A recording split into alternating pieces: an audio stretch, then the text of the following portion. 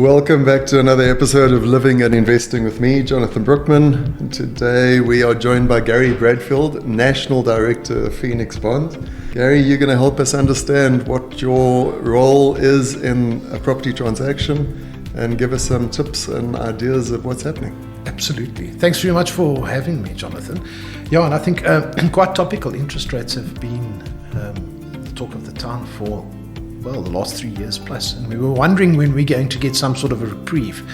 Now that it's on the cards and started happening, I think it brings forth the subject of home loans, property again. People have been waiting and the time's come. So yeah, very interesting time an exciting time for the industry. And so what would you read into being the changes that we might see in 2025 versus 2024? One of the most important drivers is in fact sentiment.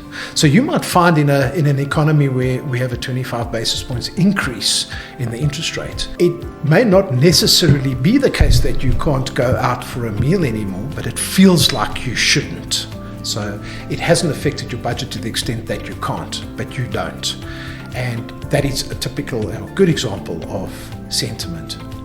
When positive sentiment returns, as it is, we're finding far greater buoyancy with consumers.